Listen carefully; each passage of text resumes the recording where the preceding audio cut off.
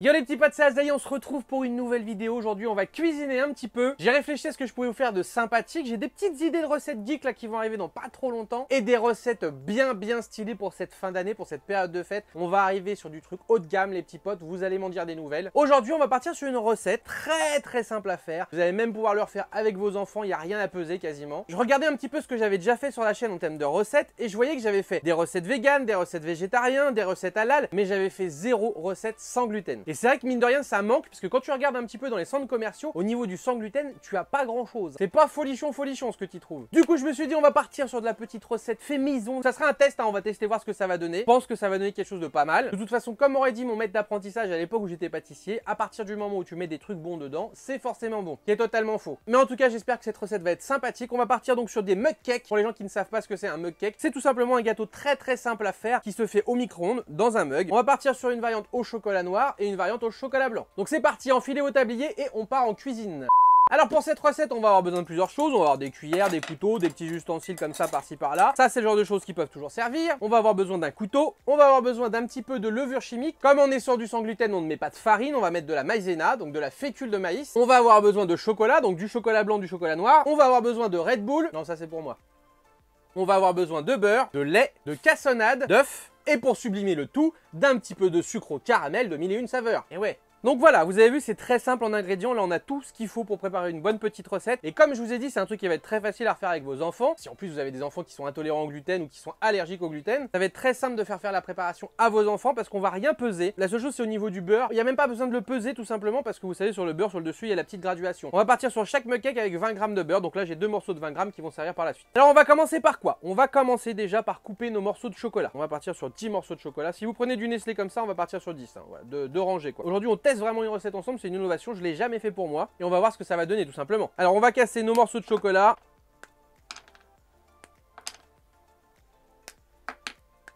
Le but ça va être de les faire fondre après. Le truc qu'il y a c'est que si on les laisse en morceaux comme ça ne va pas fondre suffisamment vite. Du coup moi ce que je préconise c'est quand même de couper un petit peu votre chocolat. Donc on fait attention à ses doigts, hein, on fait pas n'importe quoi. Les doigts bien droits comme ça ça frotte sur la lame. Et bah c'est les ongles qui prennent, c'est pas les doigts. Voilà, juste le fait déjà de le mettre un petit peu en morceaux comme ça, pas besoin de lâcher non plus trop menu, hein, bah ça va fondre beaucoup plus facilement. Du coup on fait ça pour tous les morceaux de chocolat.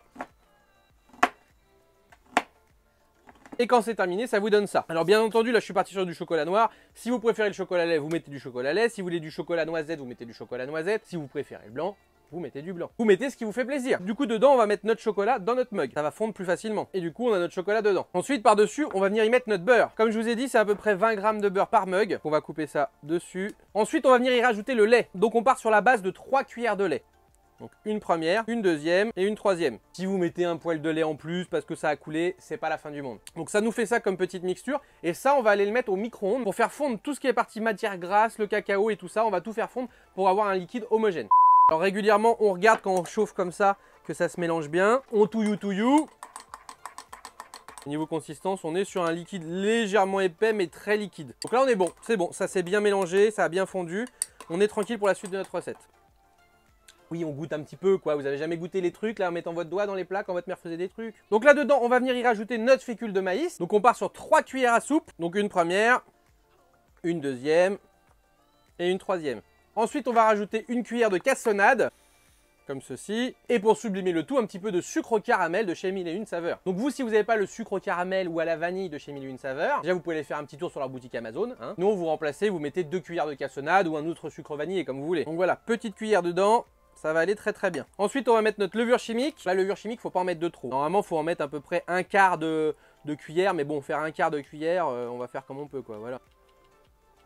Ça, je dirais que c'est à peu près un quart de cuillère. Donc voilà, faut vraiment mettre très peu. Ensuite, on va mélanger un peu tout ça déjà. On n'hésite pas à touillou.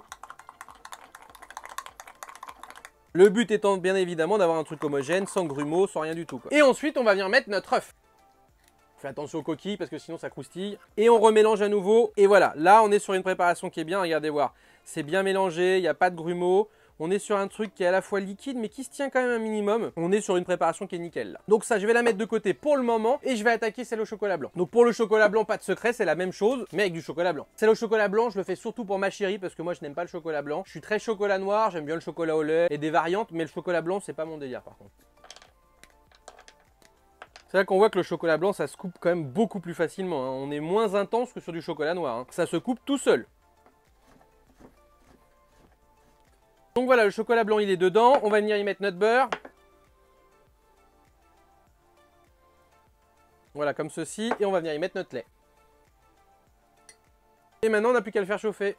Voilà, tout est archi bien fondu, même encore plus fondu qu'avec le chocolat noir, hein. Le chocolat blanc, c'est vrai que par contre, pour le coup, on n'est pas sur la même matière, hein. Alors le but aussi, c'est que ça soit fondu mais pas chaud. Faut pas non plus que ça tranche au niveau de votre mélange. Donc si jamais votre chocolat a un petit peu trop chauffé, vous touillez un petit peu jusqu'à ce qu'il redescende un petit peu en température et qu'il reprenne un petit peu en consistance. Vous voyez, moi le mien, il est juste un poil trop chaud, je dirais. Je vais touiller encore un petit peu comme ça, il va descendre en température et après, je pourrais commencer à incorporer le sec dedans. Une fois que ça a légèrement repris, que ça a légèrement refroidi, là on incorpore le sec. Comme tout à l'heure, du coup, les 3 cuillères de fécule, cassonade, levure. On mélange le sec et le chocolat. Et on y met notre œuf. Donc là, on va mettre à cuire tout ça au micro-ondes. Donc c'est à peu près entre 40 et 50 minutes, on va dire, si vous voulez un truc un peu moelleux. Et 1 minute, 1 minute 10 si vous voulez un truc un peu plus épais. Donc celui au chocolat vient d'être fait, regardez comme il est beau. Regardez la gueule du truc. Alors on est sur un truc super cool, hein. Vos gamins ils vont kiffer, hein. Regardez comment c'est beau dedans. Donc forcément ça monte toujours un peu à la cuisson et ça redescend toujours un petit poil, c'est normal. Donc on va passer maintenant à la cuisson de celui au chocolat blanc. Bon, j'ai envoyé celui au chocolat blanc à madame, j'ai récupéré juste un petit morceau. La cuisson est très très bien. Malgré que j'aime pas le chocolat blanc, et ben le chocolat blanc de chez Nestlé est vraiment pas mal du tout. Si vous aimez pas trop le chocolat blanc ou quoi, ou même si vous adorez le chocolat blanc pour le coup, prenez celui de chez Nestlé, il est très très bon. Après il y a peut-être des marques pro qui sont encore meilleures que ça, hein, mais en tout cas celui-ci, cette gamme un petit peu pâtisserie, un petit peu pro, et ben est très bonne. Donc on va goûter ça. Comme vous avez pu voir, hein, c'est super simple à faire. Quand je vous disais que c'est vraiment un truc pas compliqué que les enfants peuvent refaire, il y a rien à peser, tout se passe avec la cuillère quasiment. Le morceau de beurre, c'est juste à couper sur les petits traits et puis voilà. Après si vous le faites avec vos enfants, de toute façon, dès qu'il y a de la découpe, c'est vous qui le faites, hein. Alors on va goûter ça. Déjà je vous montre un petit peu quand même l'intérieur parce que ça vous l'avez peut-être pas vu, mais regardez comment c'est beau dedans. Ça a de la gueule quand même. Il est bien cuit, hein. Il est très très bien cuit. Très très bon. On sent pas trop le délire en fait qu'il n'y a pas de gluten. Honnêtement ça passe super, hein. C'est bien cuit dedans, c'est un petit peu onctueux sur les côtés, c'est vraiment parfait. Gérez votre cuisson comme vous avez envie. Moi je l'ai fait bien cuire quand même, mais vous pouvez choisir vraiment de le faire en moelleux en quelques secondes, vraiment 40 secondes ça suffit. Moi je l'ai mis 1 minute 10, donc ça permet quand même que le gâteau est bien cuit, mais on a quand même une petite partie un peu fondant autour. Et bah le défi est réussi je trouve, ça passe très très bien avec la fécule de maïs. Alors après forcément c'est une version sans gluten, si vous mangez du gluten et que vous préférez mettre de la farine normale, vous mettez de la farine, hein. Puis de manière générale, quand je vous fais des recettes, c'est pour vous donner des petites bases de choses que moi j'ai fait. Mais jamais je viendrai vous dire, ah là là, vous avez rajouté tel truc dedans, oh my god, sacrilège. Non, non, vous vous faites kiffer, hein. Les gens qui critiquent quand tu rajoutes ou que tu retires quelque chose dans une recette, on s'en fout, hein. Bon, après, si vous rajoutez des champignons de Paris dedans, bon, je vous critiquerai pas. Bon, par contre, je vous jugerai. Non, vous faites ce que vous voulez, hein. Mettez des champignons et du maïs si ça vous fait kiffer, hein. Et vous voyez, dedans, regardez, on a encore quelques parties un peu fondantes autour, c'est vraiment très très bon, hein. N'hésitez pas à refaire du coup la recette chez vous, comme je vous dis. N'hésitez pas si vous le refaites aussi à me prendre une petite photo, me le mettre sur Insta, sur Twitter ou n'importe où. Moi je kiffe toujours quand vous refaites mes recettes et que vous me les envoyez en photo, ça fait toujours plaisir.